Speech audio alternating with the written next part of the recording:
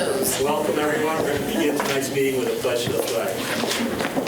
Pledge allegiance to the flag of the United States of America and to the republic for which it stands, one nation, under God, indivisible, with liberty and justice for all.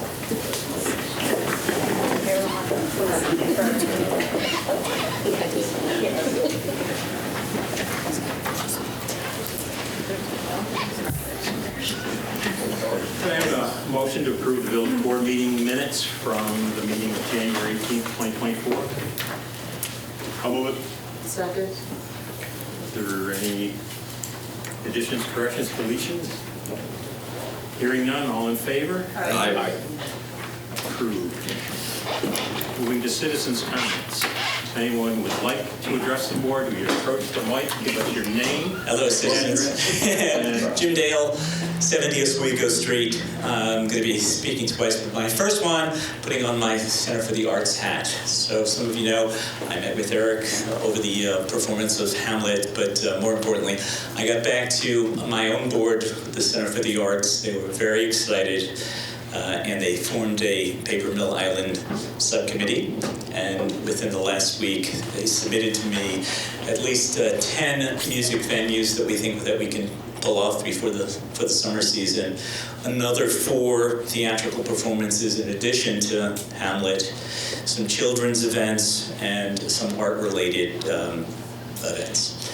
We're looking at, that committee is looking at a 16-week calendar, which ultimately will conclude either with our harvest dance, which we will talk about when we get close to it so that we're not standing up to our knees in the water in Baldwin Canal Square, and then Taste of Baldwinsville, which I think happens the 3rd week in September, also on the island. The board is very excited, and the group that's committed has lots of connections to the music industry.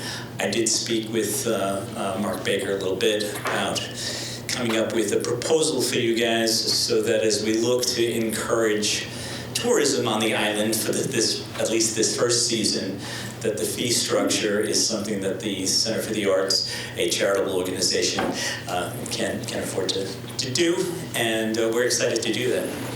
Any questions about what we have in mind? The little committee you met with? Yes. And Eric. Oh, yes. Eric has already asked to be on that committee. I'm sorry about that. I forgot about that, Eric.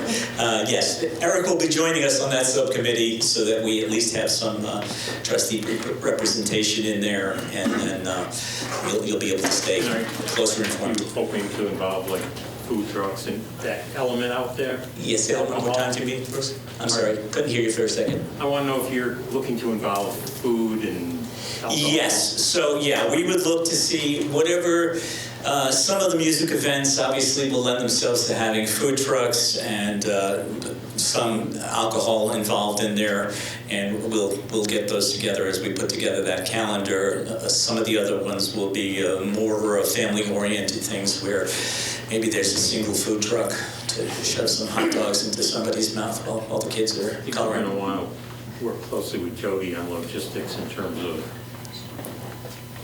insurance things and stuff like that. Yes, yeah. Anything that the Center for the Arts ends up sponsoring, we'll carry our own rider and we'll submit it to you like we always do. I was going to say, I don't think there's a lot on the calendar already, but you can just check with Jody about what dates are already spoken for. It may just be Seneca River Days. Seneca River Days. Yeah. Seneca River Days and Taste of Baldwin.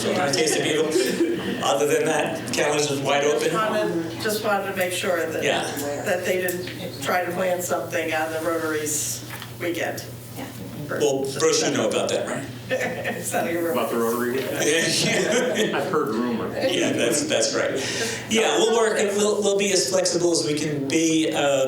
Like I said, it was immediate excitement about the possibilities for us to bring all those things to the island and to the other park as well. So as we develop that, we'll put together that proposal and we'll make sure that we coordinate with Jody to make sure that the calendar, that there are no conflicts there. But I think in general, these should be full events. Some of them will be pay events. If we need to raise revenue by ticket sales, we'll handle that, and some of them will specifically aiming to make sure that they're free to the community to promote goodwill and get people interested in having an arts experience.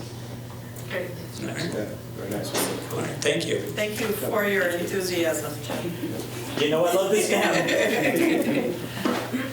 Is there anyone else before Jim gets back up again? Different hand. Hello, Vicki Frylow, 15 Charlotte Street. It's been 78 days since Sarah Baker presented our proposal to the board about moving March elections to November. It's been 80-something days since you all received the letter at your homes. This morning, I delivered to Clerk Jody DePaulis 37 petitions containing 297 signatures of village residents who support a referendum to move elections from March to November. So, unless a change is made, voters will be voting next month on 2 questions, moving elections to June and moving elections to November. Moving elections to June is actually worse than March. The only issue the June election solves is the weather problem. The people who don't know elections are in March aren't going to know they're in June. The loyal voters who show up in March may probably still show up in March, not knowing that they've been moved to June. In June, families are concerned about regents exams, graduations, vacations. They're not thinking about elections. And the June date, worst of all, will mean 2 elections in the village, 1 week apart. By law, village elections are the 3rd Tuesday in June at Village Hall. Primary elections are the 4th Tuesday in June at their regular polling places. So you're asking people to show up twice to vote, a week apart, in 2 different places. And the village still has to pay $2,000 to Board of Elections to administer that election. Let's see. I had to write down all of my notes so I didn't forget. Someone mentioned earlier the village of Liverpool had moved their elections to June, and you thought that was a great idea. They hate it, and now they're voting to move it to November. The June ballot solves none of the major problems with voter turnout. It serves only to confuse the matter. I ask you to rescind the vote of January 18th to put the June question on the ballot, as I believe, I wasn't here, but I heard that Trustee O'Donnell suggested as an option if both referendum were going to be on.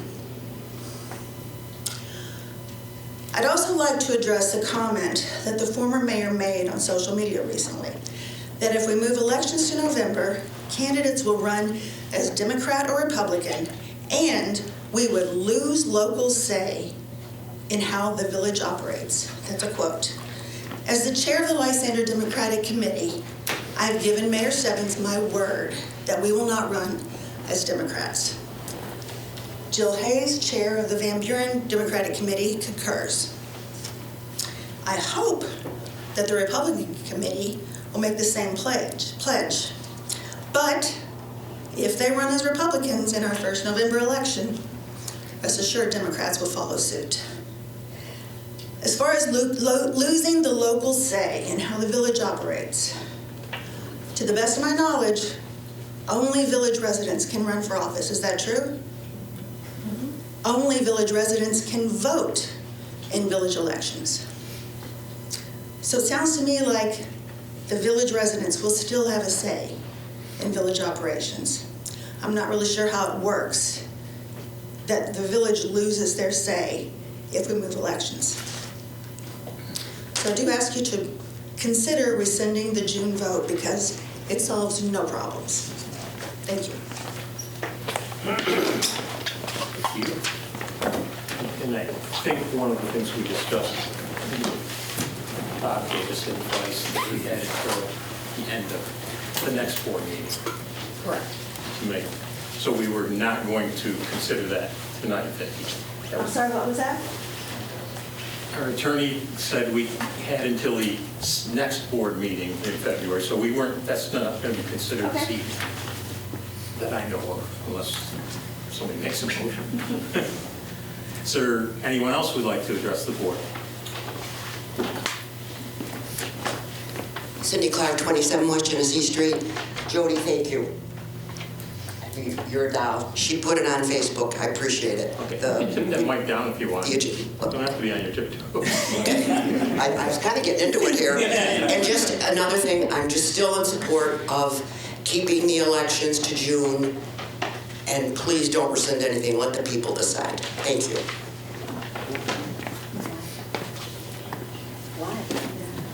Anyone else?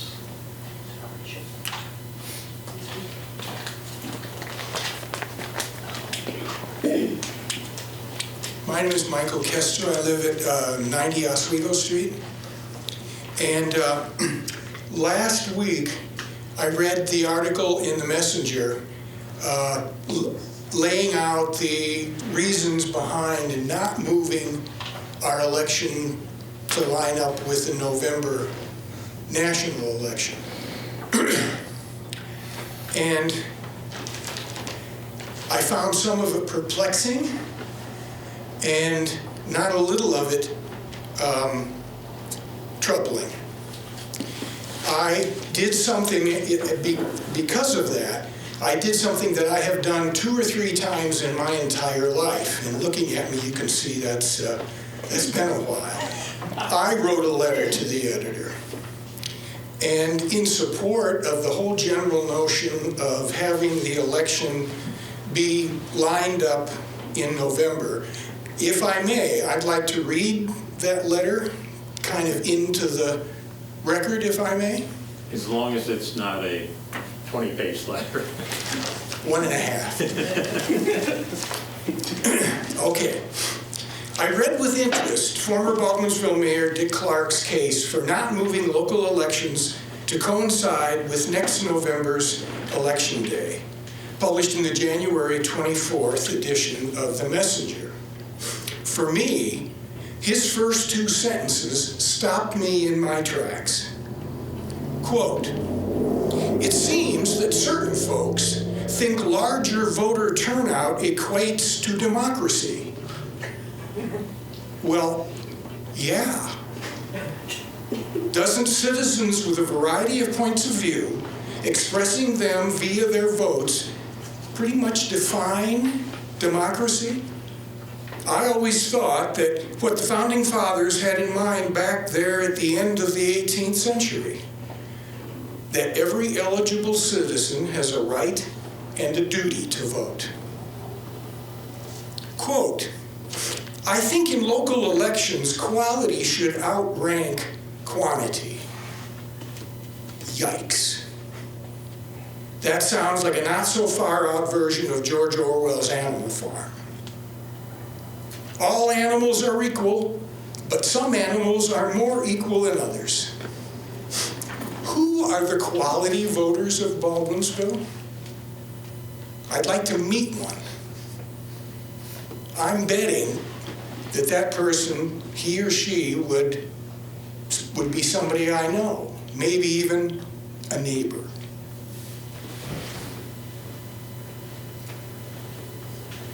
It occurred to me at that point that Mr. Clark had a rather skewed vision of American democracy, which solidified my stance on the issue. Several other of his arguments for maintaining the status quo seem unconvincing, especially, for me, the bad weather of November. Come on, this is Central New York. Election day arrives just a few days after Halloween, and yes, there have been chilly, flurried trick-or-treat nights on occasion, but never so bad as to keep the little treat seekers inside, and voters will hardly be any different. Candy, democracy, can't get enough of both. Finally, I submit that rather than burying the contests of our little village, inclusion would likely increase turnout because the democratic system will be in high gear with heightened interest and all necessary infrastructure in place, ready to go. I can't imagine that Baldwinsville voters couldn't handle one more slate of candidates, local names to be sure, in their voting booths, especially those quality voters. Thank you.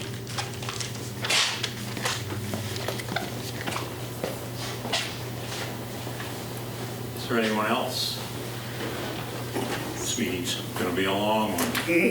I have a very short statement, Okay. as short as I can make it. Yeah, we've heard that before, John. Yeah, I know. You haven't heard it from me. Jim Dale, resident, 70 Oswego Street. Different hat. You know, it strikes me that some of the sentiments will be the same, but the message should be as clear as it possibly can be. Quality should outrank quantity. You know, as many of you know, that particular sentiment doesn't sit well with me, and I made that case at a prior trustee meeting. However, when I saw it in print, you know, there's nothing like the written word. In that recent post by former Mayor Dick Clark, I was horrified.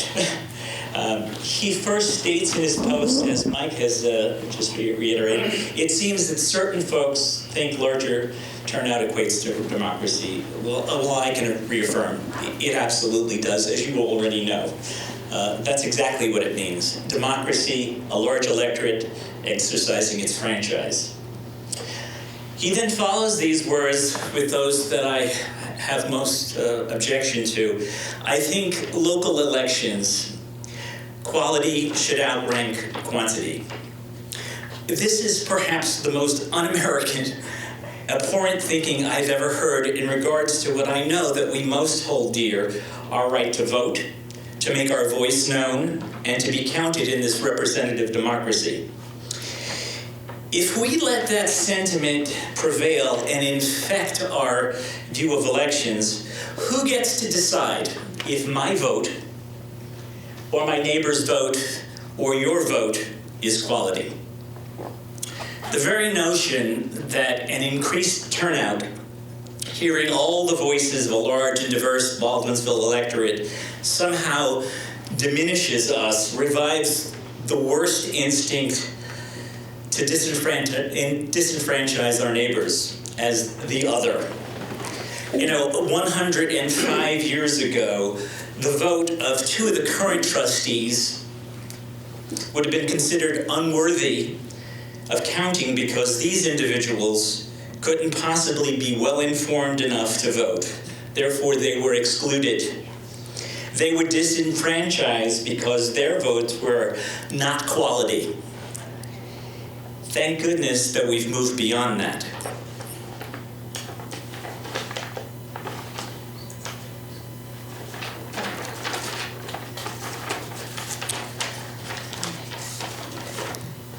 I would ask the trustees and the rest of us just to consider, who is it that we fear?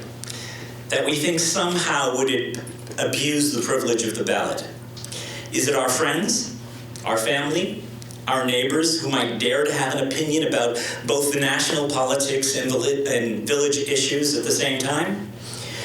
Dick Clark inferred in his post that we can identify quality voters because they're the ones that care about the things that make Baldwinsville tick. And to that I say, nonsense. I would simply state the obvious. Any one of the 5,281 registered village voters who ultimately choose to participate or not to participate in our elections care about something. It should also be clear that the 297 petition signers, the first informed group of voters engaged in this issue, care that elections are held in November, as I expect that many more will. I would finish with this. It is the antithesis of democracy and to the oath that you take to uphold that democracy to speculate motive, to disenfranchise on innuendo, or govern based on what you think brings our fellow citizens out to vote. Do not let this sentiment of quality stand. It is most assuredly un-American. This body should rescind its June ballot initiative tonight without hesitation and support moving elections to November when and where the largest number of our fellow citizens are most likely to vote. Thank you for your time.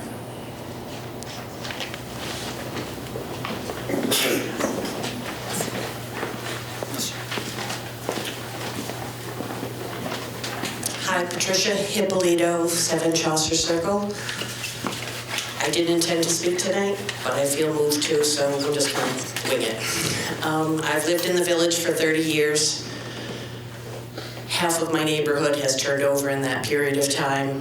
When I was out talking to my neighbors about this issue, not one of the new neighbors who's moved in the last 5 to 6 years even knew elections took place in March.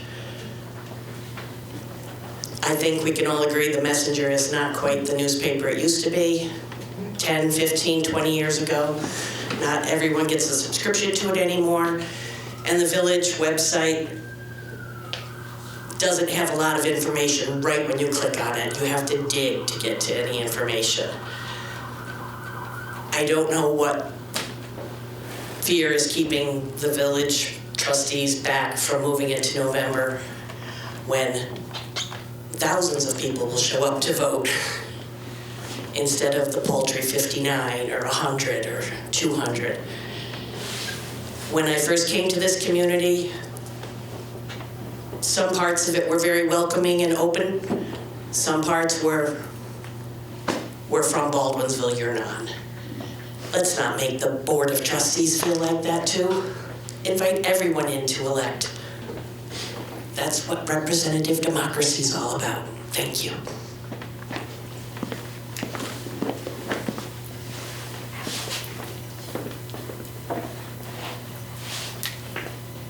Anyone else?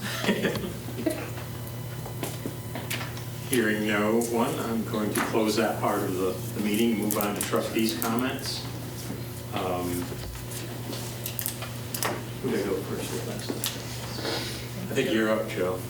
I'll stick to the agenda. I will stick with the agenda for right now. Agenda for me too, thanks. I will stick to the agenda as well. I'll stick to the agenda, but reserve the right to possibly comment after Eric.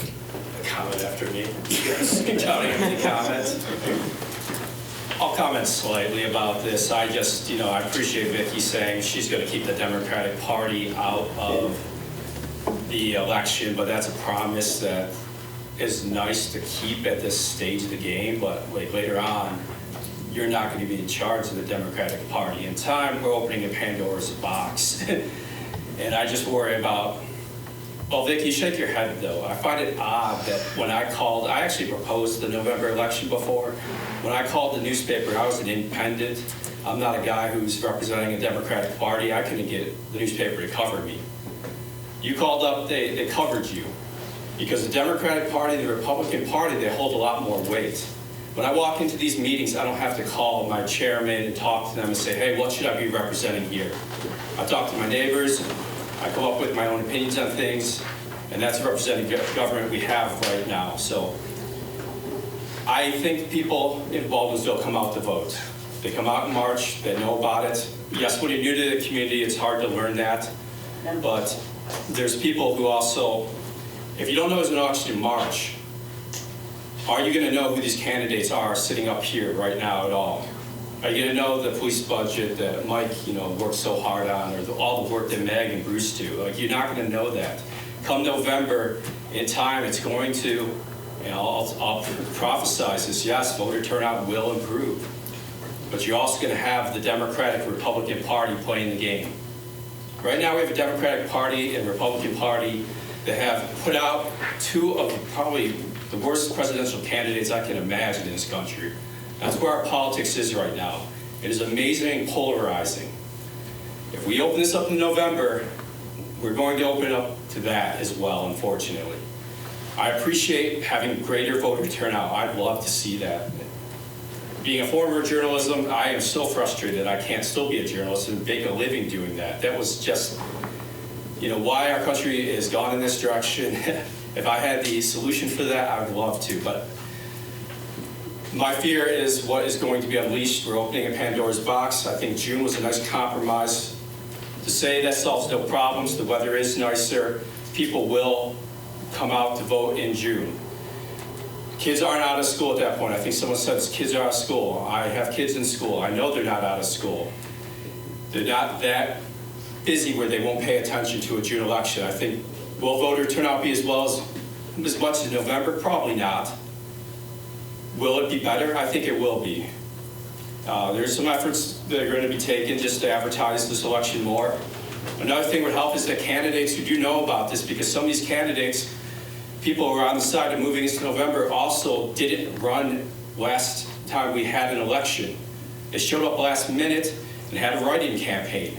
If they ran an election, that would increase voter turnout. When you actually run an election and stand there and put your name on a ballot, and as you're doing now, you're going out and you're talking to people, and that's wonderful. Now we have voter participation. We're going to have a better turnout this time around because you're out there, you're campaigning. People are, I'm not sure what to do as far as the June versus November right now, because I'm kind of on the fence as far as having two referendums fighting against each other. I mean, one side, the November people want to have, the people have their voice, but then on the other side, they also, well, I don't want the June, I don't want them to have the voice in June, though. So you can't really speak out of both sides of your mouth. You want to have that, the voters have their voice too. So, I appreciate all this, everyone cares about the communities coming out here. I know that's why this is being brought out. And I appreciate that you guys care about the community. There's also people sign that petition. They see a need for this, to have more voters turn out, to have more people participate in the process. I do appreciate that so much. I am concerned about the Pandora's box on the other side as far as the polarization of our election. I'll stick to the agenda. May I respond? I did not call a newspaper and say, I'm the Democratic chair, you need to listen to me. I wrote a letter to the editor, both in the Messenger and the Post-Standard, and they called me and interviewed me. And I believe they called Mayor Stebbins and interviewed him. She reported that I'm the Lysander Democratic chair because she has covered that on a different topic. In this effort to get signatures for the petitions, never did I represent myself as a Democrat. With working with our candidates who are going to run for trustee, I do not represent myself as a Democrat. We're the Brighter Baldwinsville Party. It's known that I'm the Democratic chair and I have Democratic values, but I did not represent myself in any way, nor did I demand coverage from any paper for that reason. They reached out to me. Thank you for listening. We're not going to go debating back and forth. I just had to defend myself. I take my trust, so I'm not going back for it. Unless you're jumping in, Mike, I'm going to start off with mine. I'm not going to discuss basically the referendums because until they are official, they aren't referendums. I am going to say something that I'm very disappointed that the citizens of Ballsville came here and decided to throw the former mayor under the bus. All of your comments could have been made without referencing that individual who gave many years to this community, loves the community, may love it differently than you do, but doesn't deserve to be the whipping boy. I resent that, Bruce. The comments I'm not- are not, we're not gonna I know you don't want to debate. debate, we'll just come back at the next board meeting and then make our comments then. But to be fair, I didn't write Dave Clark's post, he did. No, And then he you can should come be here and responsible for present. his words. Yes. I want to go over some of the things that the mayor's office is into at this point in time. I found some places where I feel the village is a little short. So I'm meeting with a grants writer next week and reviewing how to pursue some grants. I met with some other professionals earlier in this week and found out that in their estimation, one area we're greatly short in, and Sally can appreciate this, is that we don't have a comprehensive plan. And that for many grants, that's one of the first boxes you have to check off. So once election settles and we know who represents the village of Baldwinsville, hopefully, well, if I'm around, I'll be meeting with them, we'll be meeting with them, they'll be coming to our board in March to present what they can offer in terms of a comprehensive plan. I do want to mention Election Day. It's March 19th, 12 to 9, Village Hall. Anybody watching, please vote. Yeah. Vote. Vote the way you think best. I want to congratulate the Chamber and Rotary for the Big Chill, a very successful Big Chill. It's actually more of a slight shiver. It was a great day in Baldwinsville, let's put it that way.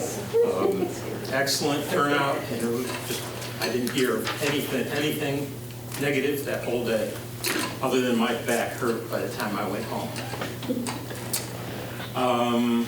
Moving along, I also am submitting a grant proposal, a dormitory authority, DASNY, for those of you who are into the lingo, dormitory authority grant through Rachel May's office that hopefully we will be able to utilize to acquire, takes 18 months, acquire a new street sweeper. They only support equipment that has a 10-year life expectancy or greater. Our current one is 23 years old. And congratulations to Chuck that they keep it going. One of the technologies oddly changed in the last 23 years. A new sweeper doesn't sweep. It's much more of a recycled air. Collects the dust particles. It's not spewing it around. As we know, when Lock Street was expanded, we had to put permeable pavement down through the Save the Rain grant. Street sweeper can't sweep that. This piece of equipment can. And we sweep, isn't it 19 miles? That's what I keep saying, streets in the village of Baldwinsville, including state highways that are well salted, so that we can collect debris, excess salt, pollutants that enter catch basins and work their way to the river as something called an MS4 and a riverfront community. We're mandated to mitigate as much of that pollution as we can. This piece of equipment will help a great deal. So hopefully, when I send it in tomorrow, we'll get a positive response. I also wanted,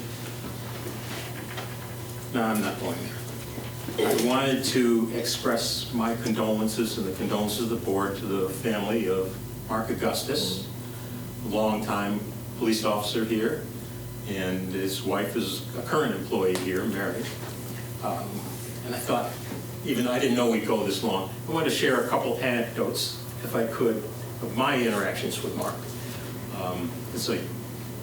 I think I was young, but I probably wasn't. In the first term or two of me being a trustee, I got put on the Public Safety Committee with Chief John Malone, and then eventually was put into negotiating with those uniformed folk, including Officer Leffington, Officer Leroy, Officer Mike Engels, and Mark Augustus. One night we went up, we used to negotiate on the top floor of the historic Village Hall, now the police station, and went up there and it was locked. I've got to get a key. Mark's, no. And he pulls out a knife and jimmies the door, and in we go. And at that point, then I'm finding out he's got guns on his ankles, he's got guns on his hip, he's got guns everywhere. This is negotiating with the police. One of the best armed individuals I've ever seen in my life. And then go ahead and we negotiate. Very intimidating to negotiate with a bunch of armed officers, I'll tell you. But it was all good. And we all, that team and the board, working for the betterment of the community. It was never a battle. The other thing I'd share is long after Mark was no longer a police officer, I inherited a 1870-something Springfield trapdoor musket gun rifle, big thing. I have to have somebody check this thing out. And I don't know if it was Mike, if you told me to call Mark. I did. Anyway, I get hold of Mark for a reference of where can I find a gunsmith to look at this thing? He rattles off this name of this gentleman in Rochester who I called and said, because Mark said he's the best gunsmith you're going to find. Called the guy and he said, I wouldn't dare work on that. I work on antique Winchesters and stuff. But gave me a name bouncing back to Pennellville. It came back to our area. Anyway, I just thought I'd share those two little anecdotes of my interactions with Mark. And he was a gentleman who had his community number one in his heart. He will be missed. Other than that, unless Mike wants to talk now. No, I'm good. Mayor, could I add some comments and not do it during my time? Thank you. Mark served with the village for 20 years, from 1977, and he retired in 1997. He was actually the first criminal investigator we had here in the department. Obviously, he retired as a sergeant, and as Bruce, as our mayor mentioned, his quick wit and dry sense of humor was certainly on display pretty much every day that he worked with us. I remember he was one of my first field training officers. He had 10 years on when I came on in 1987. And I remember the chief at the time, Tim Paul, saying, every police department needs a Mark Augustus, but you only need one of them.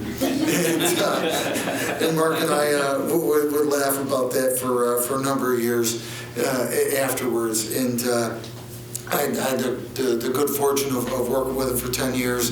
And we had a nice Zoom call about a week and a half before he passed away, where he and I were able to reminisce, and we used to do a lot of outdoors type activities, hunting and things together a number of years ago up in Oswegatchie, and easy to say, not to spell, but yeah, our thoughts and prayers are certainly with his family and loved ones. Mark was a good guy and taken way too soon. Thank you, Mayor, for allowing me that opportunity. Moving on to department heads, coming back over to our attorney, Jamie, this evening. Stick with the agenda, thank you. Okay, Jody. Okay, I'm going to have everybody switch off of elections and think about taxes. So just so everyone knows, taxes will be mailed on February 28th, and they will be accepted in the clerk's office from March 1st to April 1st without penalties. So just want to let everybody know that that will be coming in a few weeks. And stick to the agenda. They can bring them in on election day when they come in to vote. Yes, they can. I'll be here. As long as it's from 12, between 12 and 4, right? Or they can drop them at the mailbox. We want more people to come. Go ahead. They can come. Just a couple things for the month of February that I want to mention. One more reminder about the mammography van, that you can still get an appointment for that if it would be helpful to you. That's on Tuesday, February 6th, 9 to 3. There is a number you have to call. If you check in with us, we'll get you that information. We have our music started for this season. There's a concert on Valentine's Day at 11 a.m. John Vona, he's a pianist. He plays a lot of good songs that folks know from shows and just familiar tunes, and that's free. Come on over. And also, I just want to remind the seniors, in case they don't know it, since it is winter, we have a National Grid senior advocate in the building every month. She will be there on Wednesday, February 21st from 12:30 to 2. She's a wonderful resource. So if you have any concerns, questions, having a problem with your National Grid, please come over and see her. If there's any opportunity to make that easier for you, she will make sure you get access to whatever program or service is out there that you might not be aware of. So please remember that Mary Beth Basha is there from National Grid. And that's it, unless anybody has any questions. Before moving on to Chuck, we're going to do something unique. I'm not playing on myself. Well, I am. I'm calling Mark Baker for the treasurer's report. If I can figure out how to do this. Call. Where's his number? I'm going to race you to that. When I last called him. Mark Baker. Hi, Mark Baker. I'm going to put you on speaker. You're up. Sounds good. Let's see if this works. Go ahead, we're testing the sound system. Check 1, 2, check. Can you guys hear him back there? Okay, go ahead. All right. Well, thanks for indulging me while I'm not in town, or in the village, so I appreciate it. So I think first we're talking about the budget and the change to the tax rates that we talked about 2 weeks ago. Am I correct about that? Yes. Okay, so what I didn't know when we did the budget before is that the 2 towns are subject to equalization rates. Now, it's the first time it's happened. My understanding, I've been talking to the town assessor. The first time it's happened in like 22 years. So the former treasurer before me was never subject to it. And I was under the impression that if it ever did go back into effect, we'd be notified, proactively notified. That is not how it works. So I now know that it's my responsibility to go to a state website and look them up, or to contact the assessor and find out. So anyway, that little piece of damage is behind us.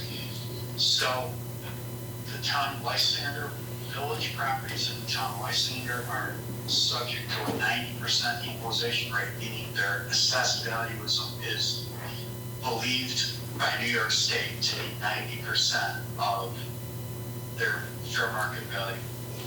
And in the Van Buren property, the village properties in the town of Van Buren are 95%.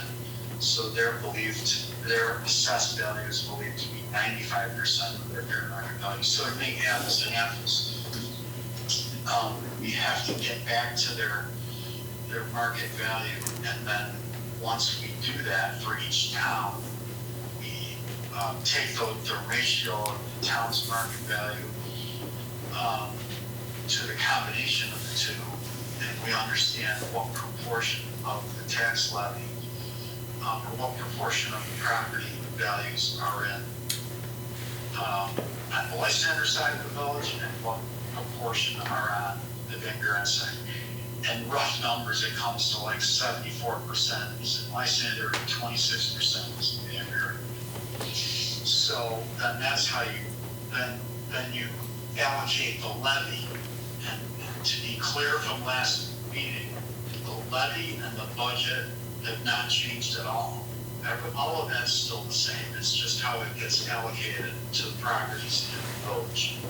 So we allocate the levy to those 2 towns in that proportion, and then that gives us a number of the levy, the amount of the levy that can be needs to be divided up between properties in the village portion of Lysander, and then in the village portion of Van Buren.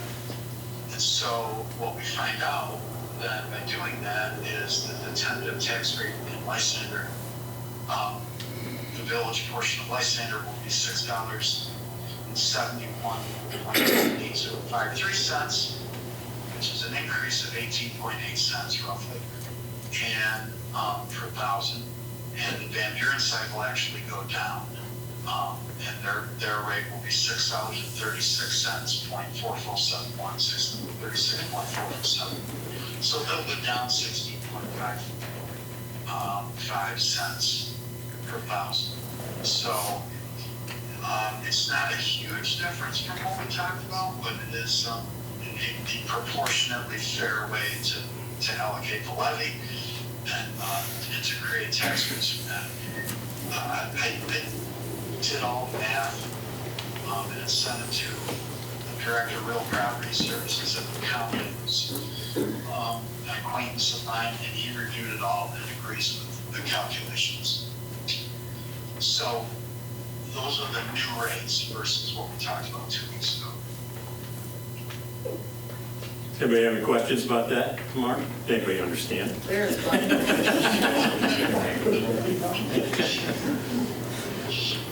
Okay. I'm glad you're on top of it, Mark. I'm excited about this stuff. And We always thought you were odd. Mark, everybody's asleep here, just let you know.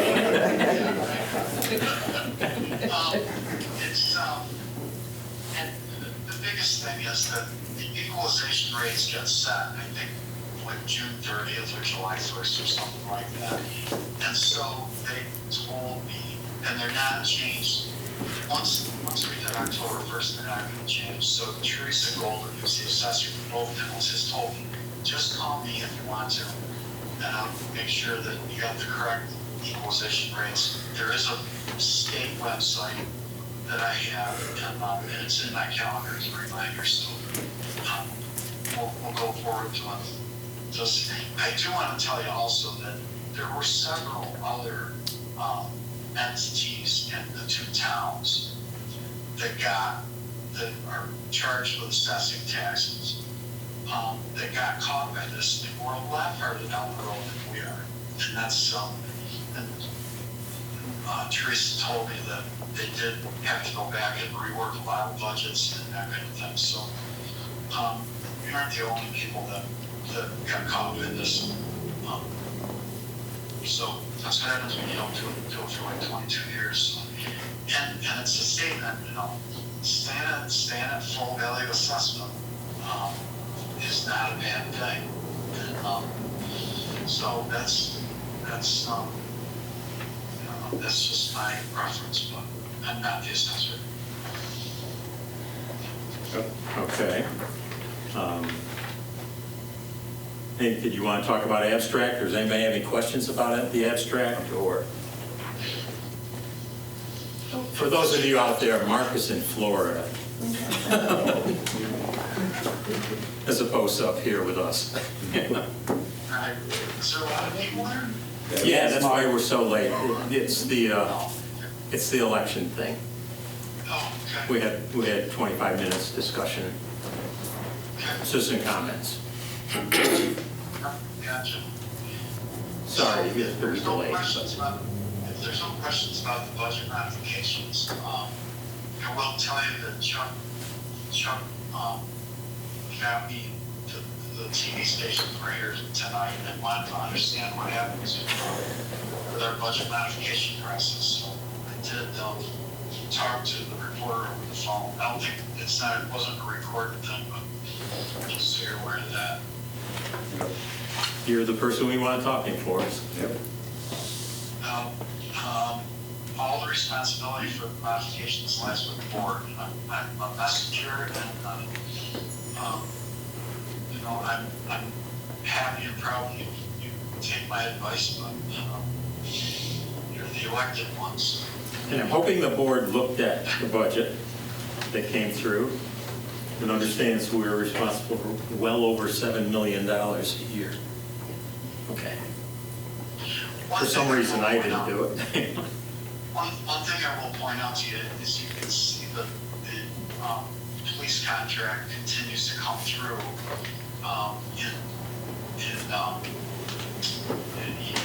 that budget line. That contract, the retro pay affected some lines. It affected police personal services. It is affecting I think FICA. I don't think you're seeing that yet, but you may see that next meeting down below. It is their Social Security, right at the bottom of the top section.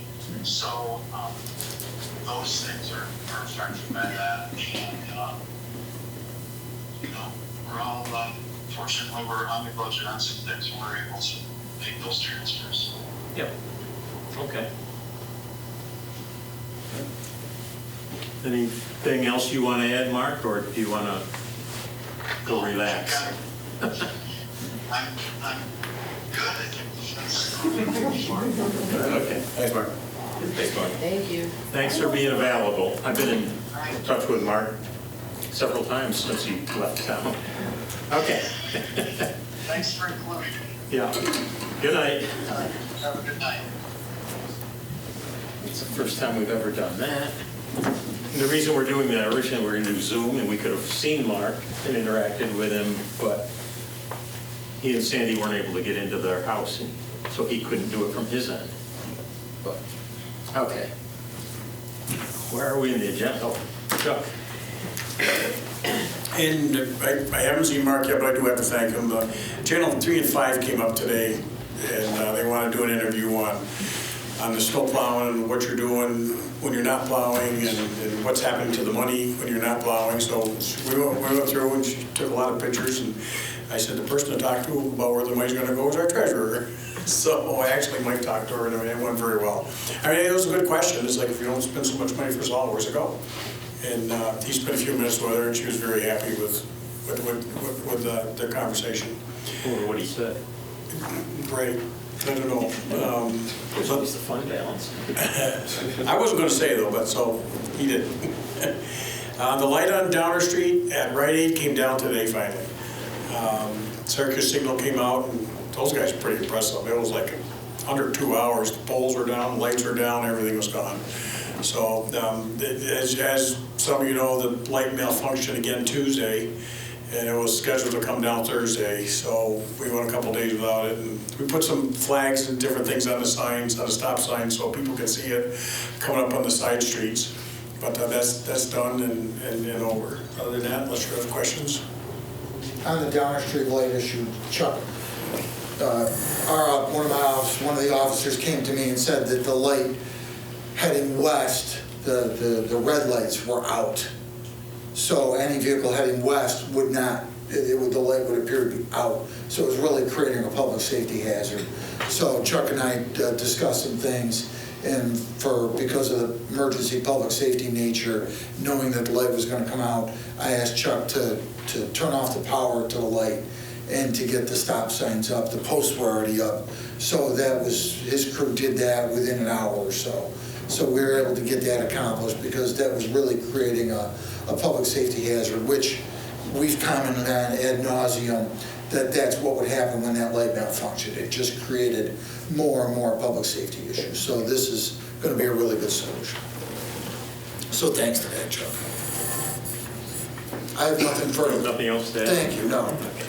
Should I bring those up? If you want, I had two public service announcements I forgot to make. Anybody in the audience or on television, any groups interested in doing Earth Day cleanups, you can register with Okra. For some reason, Earth Day this year, they're doing it on April 12th and 13th, which isn't exactly Earth Day, but that's when it is. So if you want to register with them, the village forces pick up the bagged litter every year and deliver free of charge to Okra and dispose of it. They sing your praises, Chuck, of working with the village.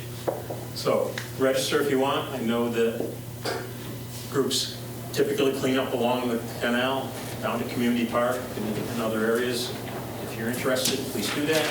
The last thing is if Onondaga County Soil and Water Conservation, they're having their annual tree and shrub sale. If you are interested, you can contact them at their phone number, which is 315-457-0325. They're over in St. Marie, the Ganataha. They're in the upstairs, their offices. That's where the pickup will be. You need to order by March 12th. Or you can do email, if anybody wants, at info@ocswcd.org. That is Onondaga County Soil and Water Conservation District. I'm looking at those letters going, I was angry to remember that. But we'll try to mention this again, but just if anybody's interested, those programs are out there. With that, we're going to move on to the agenda, which is new business. Can I have a motion to approve levying the real property tax for the year 2024-2025 with a tax rate for the town of Lysander side of the village to be $6.71.8053 per thousand, and Van Buren portion of the village to be at $6.36.4471 per thousand, and also levying of the water and sewer arrears in the amount of $137,731.24. The exemptions left unpaid from prior sales in the amount of $6,415.24, and the unpaid code fees in the amount of $125, and the sidewalk replacement project in the amount of $11,000 $69.88. Moved. Wow. Any questions? All in favor? Aye. Opposed? Unless you want to call Marty again. My only question would be about the $137,000 of water and sewer in arrears. It's about right, because I asked that question 2 years in a row. It's average. Come on, pay your water bills. Oh, that's crazy. Moving on to item B, motion to approve Linda Ross for temporary part-time hours in the village clerk's office at a rate of $20 an hour for a total of 15 hours a week until March 31st, 2024. Move. Second. Discussion? She need any training? I don't know. Absolutely not. And this is to fill a temporary vacancy. And if you have never been in the clerk's office, which I've been spending a little more time in, if they're down one, it's a zoo. The doorbell's ringing, the phones are ringing. Linda will be helpful. Did we vote? We have a motion. We have a motion. All in favor? Aye. Carried. Mayor Subin, I just wanted to say there's a low-income water assistance program through New York State for people who qualify for that. Okay. Help with some of those arrears.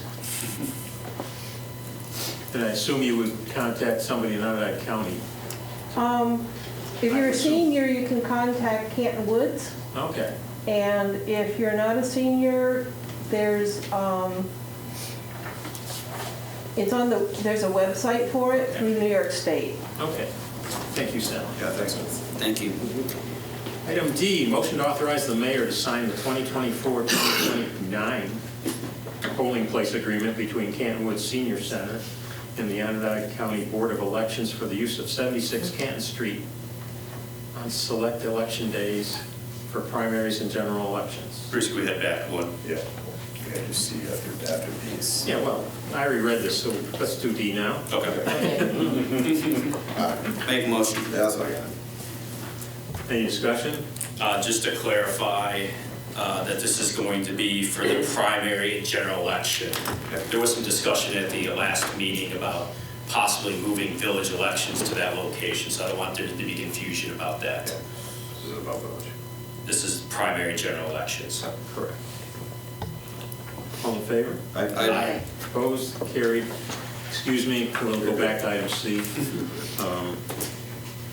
Motion to approve budget modifications as proposed in the document Budget Modifications 2024-02.01.pdf. Motion. Second. Discussion? Why don't we have to put the PDF I don't know. It drives me crazy. I'm waiting for you to say it.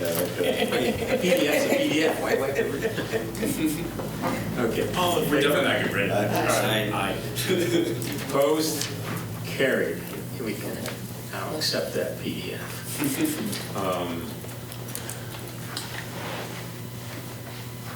There was discussion of executive session. Is there a need to go into an executive session? No. Okay. Then could I have a motion to pay bills as audited? Second. All in favor? Aye. And could I have a motion to adjourn the meeting at whatever, 8:30, 29? Motion. Second. All in favor? Aye. Thank you for coming out. I hope you will come out in April also, if there's no, come see us some more.